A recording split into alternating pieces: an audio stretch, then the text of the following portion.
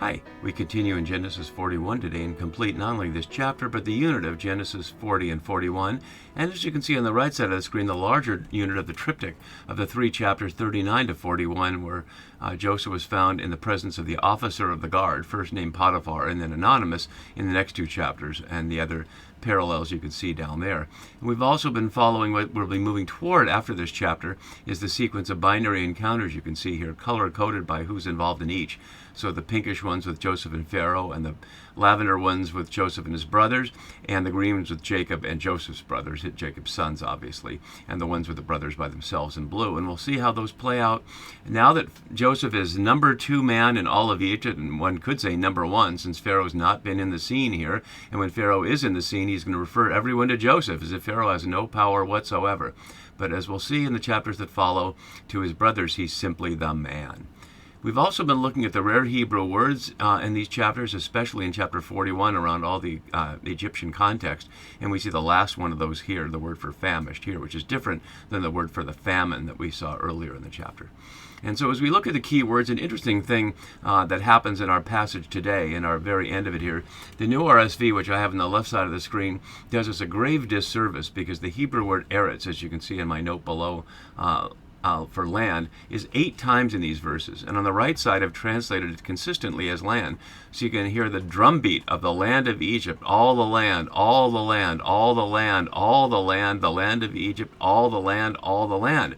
When we listen to it that way, it may sound boring to you, or you may wish I hadn't read them all, but it certainly pounds home the image of all the land. Whereas the new RSV totally wipes that out by translating needlessly here as country, and then down in 57 world. It's not only ruins the drumbeat of land, land, land, or eretz, eretz, eretz in Hebrew, but it's misleading because it's not all the world. It's simply the land that Egypt controls, which we'll look at in just a little bit. So that's one translation and key word element I want to look at, but also the word for famine, different from famish that I was just looking at as a key word, but famine 5 times here, or hunger. It could also be translated simply as hunger. So all the words for abundance or plenty are ended here, and then we'll have this for famine. We'll also see a new word, buy grain, here, which is not a key word here. This is the first time, but it will become a key word in the next 2 chapters because that will be what Jacob sends his sons to do, to go to the man and buy us grain. So also, as we look at our scene today, I want to highlight that as the famine begins and Joseph begins the process of selling grain, it's helpful to look at this in the context of after the reunion of the famine is still going in chapter 47, and we get to this scene that I looked at a couple of videos ago in some detail, and I won't look at it in detail now. But what we see in our immediate scene is Joseph begins the process of selling grain to the Egyptians.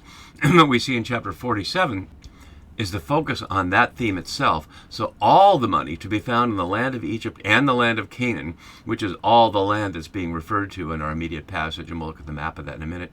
Not just the money, but their horses, flocks, herds, and donkeys, and their land and their very lives, and it will all belong to Pharaoh personally.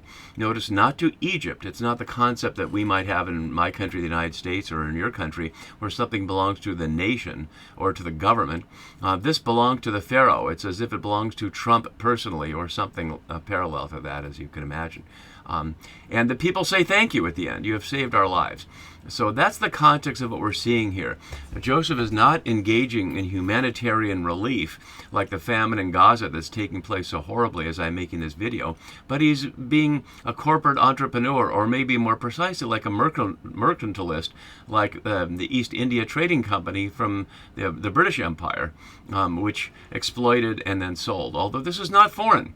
Joseph may be a foreigner, but he's basically an Egyptian now, as we saw a couple of videos ago, with an Egyptian name, an Egyptian priest's wife, and 2 sons of an Egyptian priest's wife, not to mention the title of vizier, and the chariot, and the outfit, and the gold chain, and the signet ring. All those things making him no longer a foreigner. And as scholars have noted, many foreigners have participated in the Egyptian government over time. Obviously, pharaohs are actually Egyptians, but they've had a multicultural international society, as many empires do. But it's certainly rare for someone who had recently been even a slave to rise to this level. We know no other parallel of that in historical Egypt, as far as we know. So with that in mind, let's look at our text. And just before we do, I'll bring up the atlas since I've been mentioning it here. So this was the Egyptian Empire, roughly in the time period 15th century BCE, as you can see on the map there. It's not clear exactly when the story world is. There's obviously no numeric time indicators. I've been discussing throughout the Joseph story the scholarly argument about when this entire Joseph story was written, perhaps as far back as the exile or as recently as the Hellenistic era of the Ptolemaic Egyptian period in the 2nd or 3rd century BCE. But the scene that's being presented is almost certainly much older than that, just like the story of the patriarchs is from a millennium older than that. So that may well be that the story world is consistent with the map you see on this side, even if the text is from 1,000 years later. And this is what we see in the orange part, which is the Egyptian Empire here. It's consistent with what we'll see in the chapters that follow, as Jacob is easily able to send his sons back and forth here on this trade route in between them. And that really brings up a point that's not so much about our immediate passage, about the larger picture of the Exodus, not just the book of Exodus, but the journey out of Egypt that takes the proverbial 40 years. Because as we'll see a number of times, Jacob's sons can get back and forth in Egypt in one verse. It's a trade route, and the people they sold Joseph to bring down to Egypt had no trouble there. There are people on it all the time. The Ishmaelites just happened to be passing by when the brothers were wondering, what do we do with Joseph? And so there's no problem with getting back and forth. This is the land that is reliant upon Egypt and the Nile for food. And it's also important in my Samuel series because, as I've been noting there, the whole monarchy in Jerusalem is almost certainly a Jerusalem colonial project underneath the narrative we see there. So Egypt and Israel or Canaan were very tightly connected economically and politically in ways that the Bible sometimes talks about as it does here, and sometimes we have to infer from other clues. So let's put our keywords back up and we'll enter right into our scene. So the narrator speaking now, of course, the 7 years of plenty that prevailed in the land of Egypt came to an end, and the 7 years of famine began. And there's a couple of challenging things in the Hebrew here. The word for began to come, labo, is later in the sentence, so the order is a little different, and that's not a problem in itself. But there's an initial word, I didn't italicize it there, but the root is HLL there, and it's in the hiphil stem, which is a technical element of Hebrew grammar that I trust you don't understand or need to know about, but it's just to highlight that it's only in that form in the whole Masoretic text. The word otherwise means things like let be profane there, so it's not clear exactly what that word is here and what it has to do with the sentence. It's left untranslated. So the famine, years of famine, it had become, so it's noting that it's a process of engaging in it. And that makes sense that there's 7 years of storehouses and now the land is drying up. And that's never stated that it's a question of rain or the Nile drying up down upstream, so to speak, so that it doesn't provide for the canals in the delta. It doesn't give the causal element here, but it's certainly expressing the fact that there isn't food. And confirming as Joseph had said. Notice it's not confirming as Joseph said God was doing. It doesn't make God the cause of this here. It's just confirming that this is what Joseph said. And really, this is correlation, not necessarily causation. We know that Joseph didn't cause the famine, but he suggested that God was causing the famine, and that's not stated here. And again, there's famine in all the land, not every country. That's just completely wrong. It's not about nations or groups of things. It's simply all the land, which is to say there's no escape. And that will be the vehicle by which Jacob has to send his sons to see the man. But there was bread in Egypt, and that's an interesting transition we'll see between the end of verse 54 and 55, because the very next phrase, and it is the next phrase even in the Hebrew, suggests the opposite, that when all the land of Egypt was famished, and people cried to Pharaoh for bread. So what we have to infer here is that at the beginning of the famine, Egypt had bread, but after a while, the Egyptians ran out of bread too, which is to say their stores. The word for lechem can mean either the manufactured in a bakery product, bread, or it can mean the grain itself. Just like in many languages, like in many Asian languages, the word for rice is basically the word for food. The word for bread is often just basically the word for food, not just the literal stuff made out of grain. So in this condition, all the land of Egypt was famished, and that's where we see the unique word there. The word is not far from the word for evil, rav here, and a little different pointing and things, so whether that's meant to be a word play isn't clear. As my note below has, the object of the verb is the land, not the people, who cry out in response to the condition of the land. And that's a very fitting thing to the kind of scenario we see in texts like Leviticus 26, the Jubilee provisions, where the people engage in bad behavior because the land fails to produce because of the people's bad behavior. Here, the famine is not implied as about the bad behavior. It's not suggesting that imperial agriculture has resulted in a problem here. But as I showed before, and I'll show you again now, the so-called famine stela from Egypt expresses what many scholars have seen is a repeated pattern of stories of 7-year famines throughout this whole area.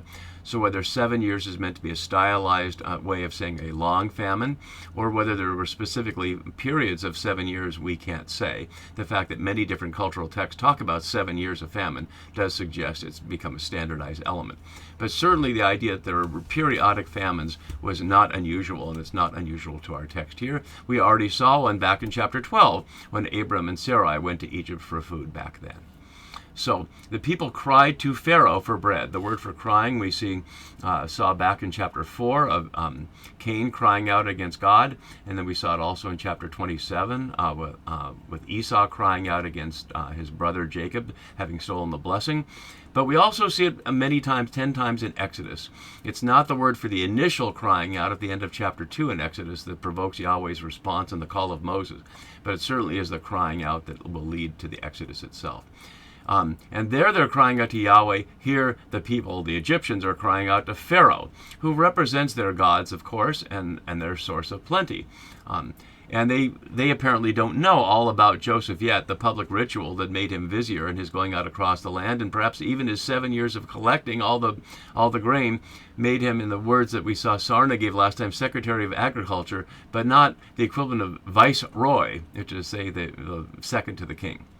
So Pharaoh said to all the Egyptians, let's just ponder that for a moment. Most commentaries just jump right over that, but how are we to imagine this happening? Plainly, all the Egyptians are not gathering in the royal court there in Heliopolis or wherever else the Pharaoh is in this moment and having him speak directly to them. It's the kind of scene that Monty Python mocks in things like Life of Brian, when all the Israelites are said to speak and you hear a crowd of people all speaking in one voice. But plainly, all the Egyptians are not speaking. So what we have to consider is, how did Pharaoh communicate to people across his land? The primary way was through tablets, and the most famous one of those is the Rosetta Stone, which highlights the fact that Egypt was a multilinguistic and multicultural place. That probably helped Moses in his time, at least in the story world, to be able to go back and forth between the Egyptian and the Israelite world there. And there are a couple of references to the Egyptian language, which we'll see later in our chapter here, when Joseph uses the fact that he can speak Egyptian and his brothers don't understand it to make sense of the scene. So he will use that as a subterfuge. But besides the fact that it's multicultural and multilinguistic, how did people find out? How could Pharaoh speak to all the Egyptians? And the answer the scholars get is by delegating that, not surprisingly, to others. Most of the communication we know about through documents is from the so-called Amarna cache, which has documents from Pharaoh or Pharaoh's designates to local client kings elsewhere. Could be to people like in Jerusalem. But that's not what's happening here. This is not giving instructions, imperial instructions to a colonial underlord. This is to the very people. And it's not clear how that could happen. So perhaps this is just a function of the story, that it goes out in a tablet to people and word will just spread. Communication in the ancient world was not what it is today. And here's what he has to say. Go to Joseph. It's like saying, don't bother me. I have no power here. Joseph is everything. Even though Pharaoh understands what the plan is, Joseph doesn't have to carry out the plan. Joseph has told him the plan, and Pharaoh made him the overseer of carrying out the plan. But what's being done here is simply being a salesman, a retail job. It doesn't take expertise to sell grain back to people, and yet it's Joseph who's got the power. And what he says to you, do. So the narrator takes over here again, and as my note below has, we hear no response from the Egyptians, either verbally or in action, which really highlights that this suggests that this is being disseminated over time, not just a speech from the porch of the palace out to the courtyard. So since the famine had spread over the land, literally on the whole face of the land, as so often Hebrew uses face of the land and hands and eyes of people in ways that the New RSV covers over. So over the face of the land, Joseph opened, and storehouses is not in the Hebrew, even though many translations have something like that, because it simply says opened and sold. It implies storehouses. We don't know if they were in storehouses. We know there were storage cities, but we don't know exactly what kind of containers there were in the 7 years that the grain was being piled up. Maybe it was just being piled out up in the open air. We don't know. But either way, the key is that he sold it. And this is the word I was noting earlier, shever here, which is only 19:9 earlier in the Sodom story around breaking, but it's 15 times from here on in Genesis as either grain itself or buying and selling grain, and you can see all the places where that is. But notice that it's going to concentrate in chapter 42 and then in chapter 43 before we see it again in the scene I was just pointing to in chapter 47. And note the 7 times in that immediate scene there. And no price terms are stated, but that's why I was highlighting the scene we see here, where we can really see it cost them everything. Notice it says now he's selling it to the Egyptians, and there's no sense yet that he's selling it to anybody else. That comes up in the next verse. And the narrator underscores this. It will be repeated in the next verse as well. For the famine was strong in the land of Egypt. Hakaz, they're hard to pronounce without the vowels, but strong. And we saw it a couple of times earlier, and we see it a couple of times more. And then it goes on to add, not only is it strong in the land of Egypt, all the land, again, not the world, all the land came to Joseph in Egypt to buy grain. How does the rest of the world know it's Joseph? That we don't know. Word must have spread from travelers who showed up, and everybody said, there's the man you should go to. Whether they know his name is Joseph, we don't know. They'll never refer to him that way, but we certainly know who it is. And the narrator underscores it again, highlighting that's a poetic sort of hammering home of the theme, repeating exactly at the end of 57 what we heard in 56, because the famine was strong throughout all the land. And then we'll see right below that immediately the camera turns and leaves Joseph selling grain to all the land, and we go back to Jacob and the situation with him and his brothers, who we left behind way back in chapter 37. See you for that next time. Bye-bye.